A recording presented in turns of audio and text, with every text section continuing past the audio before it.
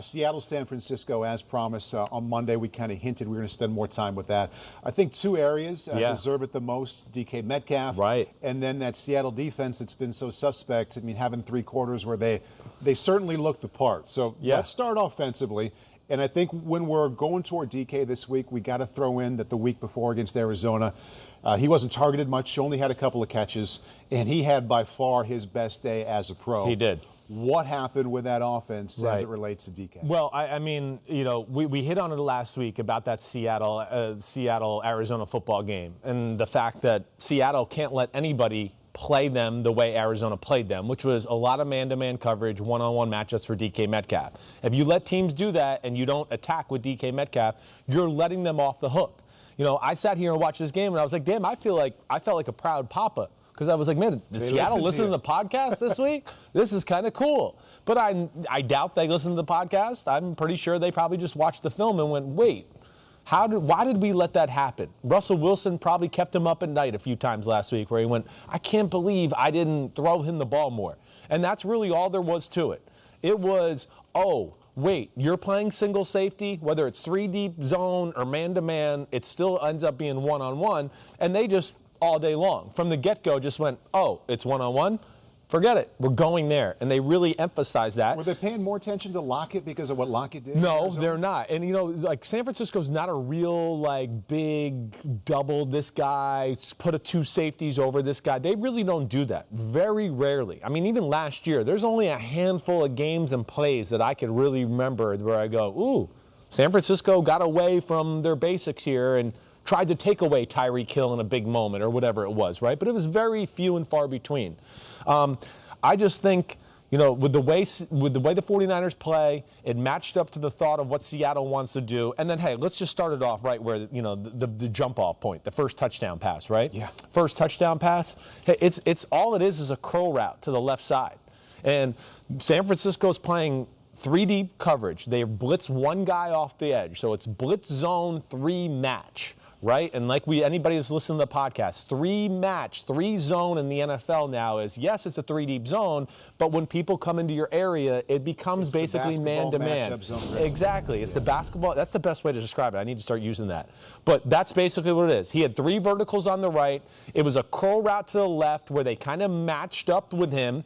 And his rule is, I think, on this curl route, if you feel like the guy is matching up, then you almost kind of keep running inside and make it look like an in-cut. He catches the ball, and, you know, again, what more can you say about the guy? He turns it on like he's running down Budda Baker on the interception right from the get-go. And there's the size, the agility, the pure speed of the person allows him to turn the corner and make plays that, again, I only think it's him, Tyreek Hill, you know, DJ Moore. I mean, it's a very short few of receivers who turn the corner right there and score a touchdown. I think that was the impressive part. What's the adjustment that San Francisco should have made, and really the lesson that other teams that are watching this should go to when they play Seattle? Because even if he's not the best receiver in the NFL, like you said, he's a problem. Yes. For every single defense, he's a massive problem. And it's clear in this game they were going to him. They targeted him 15 times. He had 12 catches. What's the adjustment they should have made at that point? Yeah, I think at some point there, because it's 6 receptions for 102 yards in the first half, right? And this is, to me, you know, again, this is more pro-Seattle conversation, but I think you have to throw in a handful of, you know, oh, it's 2nd and 8, we're not sure what you're going to do. We might make it look like we're playing cover 3. Oh, a safety dropped out, and now we got 2 guys over the top of DK Metcalf or whatever. Just to throw them some curveballs to know, oh, you think you're getting a one-on-one play, or you think you're going to have a chance to hit him here, and it's not always going to be there. We might like fool you into it pre-snap that you think it's there, and then it's not. But that's the point of the day, Paul, and that should be the point of the Seattle Seahawks. They fed him until the defense said no more. So he gets 6 for 102. In the first half. Second half starts, and I think San Francisco got the ball first. They punt to Seattle, and guess what happens? It's too deep over DK Metcalf every single play. Every single. And now what does Seattle do to start the second half? All of a sudden, the run game's working. The run game's working. The run game. Yes, because if, TV or something would show, it's because now 49ers are in the, oh shit, we're scared of DK Metcalf mode, and we're going to drop back and play shell coverages from here on out because we know you're just going to go to the well if we leave them one-on-one. And it really ended the football game because now they're compromised and, we have to worry about DK Metcalf. And Seattle is big enough and smart enough and patient with the run as it is anyways, even for a very good passing football team, to where they just said, fine, go ahead, you take it. We'll smash mouth you there. And then we'll continue just to nickel and dime you. And then, of course, they had the lead, too, and they didn't have to take many chances after that. How does Lockett and what he can do if you leave him alone as well, and Wilson's running ability, how does that affect what the proper response can be to DK's talent? Yeah, that's what I mean. They're going to be able to use Lockett in so many different ways because now, we got 2 guys on DK. Wait, we want to worry about Russell scrambling. We'd like to leave 1 guy to watch him sometimes. And, now it's DK. Now it's Tyler Lockett. And, gosh, we don't feel great about playing one-on-one with him either. And, I think it's going to lead to a lot of more of DK clearing things out and Lockett being wide open underneath, especially as good as they are as throwing the ball deep, and Russell is at throwing the football that way, to where, I think you're just going to see, again, more and more favorable matchups that way towards him, to answer your question. Right. I don't think there's any way you can really double both unless it's just an occasional, this is out of nowhere, we're just trying to catch you, off guard on a 3rd and 6. But you won't see it again for 30 snaps. I don't think you're going to be able to consistently do that against them because then you are going to be one person short on Russell Wilson running and doing all the things that he can do too. It's almost like watching last week and how little he was involved, and watching how often they went to him, how often he came through this week. Right. Like Wilson and Pete Carroll almost learning just as we are with wide eyes, like, oh my God, this guy's he's even better than we thought he was. He's a game. He can be Terrell Owens. He can be that guy. He's that type of specimen. You could tell he loves football. Of course, he takes care of his body. Yep. He's chiseled out of granite. And they continue, other than that one game against Arizona, find ways to get him the ball. And Russell's great. Russell, other than that game, when it's been one-on-one or anything like that, he does feed him the ball, and I hope that continues. Hopefully that Arizona Cardinal game taught them the lesson they needed to learn there. Talked about the first touchdown, and we had a little visual there for it as well, for those of you watching. Second touchdown was a highly contested catch. Oh, my gosh. The slant to the right, first off, throughout the game, him catching the ball in tight windows and taking shots. He catches balls, and people hit him in the head, and you go, oh, man, I hope he's okay. And the guy that hit him's hurt, and he's not. And he's just such a big body to, again, that's where they got you by the balls down there. Sorry for that lack of a better way to explain it. But because when he gets in certain spots, what do you play for? Do you play for the jump ball fade? Do you play for It's almost like you would have to drop your linebackers into that space where Wilson is throwing the quick slant, because you can't count on any corner to really cover him and body him up, even if it looks like he's covered. No, there's no way. You're exactly right. It would have to be, hey, corner, you play outside leverage, right? And then we'll have some people to drop off underneath to what you're saying, to where now, okay, you don't have to worry about the slant route or anything like that on the inside breaking route, and you shouldn't be affected that way. And I just wanted to take one more look just to make sure I got this right with this play, but I think I'm good here. This is the hey, Chris has got to look at his damn plays, all right? That's what Chris does. Which one are you looking at? Oh, no, I'm good. Okay, I just wanted to make sure I didn't miss anything on that play specifically. But, again, DK Metcalf, Seattle, I think they have something there. I think they have to play that. It's their biggest power, or big chip they have as far as their offense is concerned. We know Russell's the best player. Yes, DK's not far behind.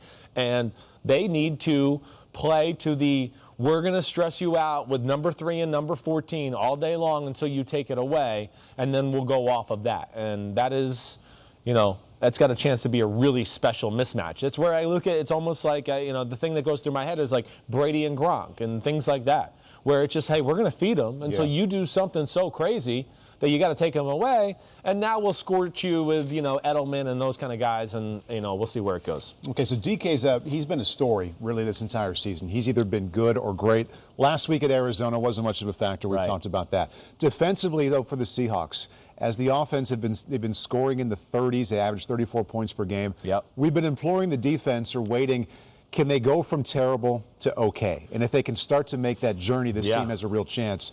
For 3 quarters against the Niners, we finally saw that. It was a lot different group in terms of production. Yeah.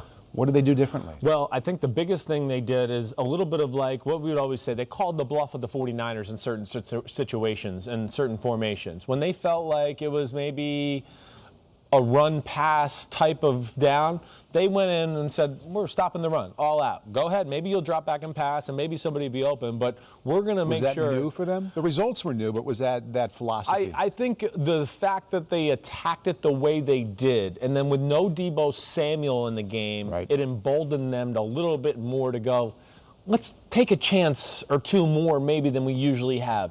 You know, let's get 5 and 6 man fronts and maybe blitz a safety off the edge to give us 1 extra guy and do those type of things. So they were really good at that. And then I'll say the other thing they were really good at too was within getting in those sets. And if they did keep it for a boot or a play action, it seemed like they had a really good feel of, okay, wait, I'm Bobby Wagner, I'm the middle linebacker. Oh, they faked to my left. Oh, man, now it's the boot coming out to the right. He was always looking up the right spot or the guy coming across. He was much better, wasn't he? He definitely was. I mean, he was all over the field in that game. I mean, for the way he plays still at his age is really phenomenal because he's still he's in the combo for one of the best middle linebackers in football still. But I think with that, and yeah, they kind of called the bluff on just the 49ers drop back pass game. I think they said, we're stopping the run. We're going to stop over the middle, play action, boots when Shanahan's so cool that way. And, you know, the game got away from San Francisco. San Francisco realized it early on. They realized early on, I think, that, oh, the Seahawks are going to play all out to stop the run. They spread the field out early and had success. You know, moved the ball down the field the first drive and then kind of got knocked out of field goal position, had to punt the ball. Second drive again, moved the ball down the field. You know, nothing special that I could sit here and go, oh, wow, this was amazing, but just some good, efficient offense. And then he throws the interception on a horrible pass to George Kittle. Yeah. I mean, that to me, you know, was their chance to kind of get a cushion early in the game or gain some momentum. But you know the old story. I mean, it just always seems like, hey, you controlled the game for most of the first quarter, and then you have nothing to say for it. That usually means it's going to be an avalanche the other way at some point, and that's kind of the way it played out. And I really think that was the general theme of the day as far as them and what they did to the 49ers offense. Crowding the line of scrimmage. They took a few chances, some calculated chances in coverage, like I said, and you know, I think really that was more of it than anything else. We look at the totality of the game, and after Jimmy Garoppolo went out, now it makes total sense. I mean, he's out for an extended period of time with a new high ankle sprain. But Mullins came in and had a lot of success. Game was kind of out of reach at that point, so I don't want to read too much into that. Yeah. But at the end of this little sample size, you have 3 quarters where the Seattle defense is really good. You have 1 quarter where they weren't. And if a Seahawk fan talked to you and said, that was awesome, that was the defense I've been waiting for in this game, 1 game aberration, or do you think they've turned the corner and there's real hope? I want to say that they've turned the corner and there's a little more hope than 1 game aberration. Why is that? I do. And not necessarily that I think it's going to be like so much better. You've turned the corner and now you're going to be... it only has to be okay. Just a little bit. You're right. It has to go from like 31 or 32 to like 22 or 21 and we'd be fine. Huge win. You're going to go, okay, that's totally different football team. But, you know, other than the Cardinals football game, the one thing I'll say about Seattle, and I think you and I have had this conversation, is they forced the issue. They forced the issue. And I do like that aspect of them. They're not going to die slow deaths. They're going to attack. They might give up a few plays, but like we've talked about, that gets Russell Wilson on the field. I think they realized, too, that that's the way they have to play. I think they went into the Arizona game and tried to play a little bit like, hey, let's bend, don't break. We'll score touchdowns and do that. And they just kept bending and then breaking. And I don't think that's their best style of football. You know, so that, to me, when they get Jamal Adams and Carlos Dunlap back, that is going to help their football team. Big time. It is. Quentin Dunbar, him being back now, consecutive healthy games in a row and things like that, he helps them to take a chance in coverage and man-to-man every now and then. So I do. I think it's going in the right direction. Jordan Brooks back healthy at middle linebacker. When they get healthy in their when they're healthy in their base defense, he's a difference maker that way. And then I'll go to this too. and this is the last thing, and where I'll never be sold on the Seahawks all the way. You know, I do feel like Seattle had a good feel of Shanahan's drop back pass game. And, you know, again, just seemed like they were all over some of the concepts that way. Yeah. And, you know, one thing I'll always say with Shanahan and Jimmy Garoppolo that I don't love is they don't attack outside the numbers enough. And Seattle gives you those type of throws, just as San Francisco gave Seattle those type of throws because it's the same scheme. Why is that? Because he's so good between the hashes. Is it Kyle's scheme, or is it a lack of belief that that's something he can do? I think it's kind of both. I think Kyle is a magic man at getting people open over in the middle of the field there. And I think, you know, new school football has gotten away from my dad's era, your era of, hey, he's one-on-one outside and he's 7 yards off. Let's just throw an out route. They're giving it to us. The new school football has gotten away from that aspect, except a handful of teams. Seattle is one of those that's not. Right. They're old school. They will do that. Oh, you're giving us the 15-yard comeback? We'll throw it. And that's another thing that, you know, they dropped the ball on, in my opinion, to where, you know, you got to take advantage of it's one-on-one out there. They can't cover Ayuk or Kendrick Bourne. They're not great coverage guys that way. But there was nothing there to attack that part of the field. Yeah, he had less than 100 yards passing in his time in. Yeah. Garoppolo did. Yeah. And I've never watched him throw the ball over the middle or deep and say, boy, I bet he can't drive the ball outside the numbers. It's not an arm strength thing. No, I mean, he can do it. It's just he's not great at it. Must not be. No, he's not. He can't drive the ball always and those type of throws into tight windows. Yeah. You know, it's one thing if the guy's off and he gets to kind of throw it in rhythm and throw it out there. But if it's a little tight or hairy, he's just not enough of a pinpoint thrower and a driver of the football that way to where, you know, you could feel the same way about Mahomes or Big Ben in a tight throw. You go, oh, they'll just drive a rifle right through the guy's chest. Right. He doesn't do that, and I think that would probably make coaches a little antsy too. Showed up there. Yeah. So Seattle beating the 49ers 37-27. Good focus there on DK, and also the Seattle defense much better than it had been. Hi, I'm Mike Tirico, and thanks for watching. Make sure to hit subscribe for the latest news and highlights from NBC Sports.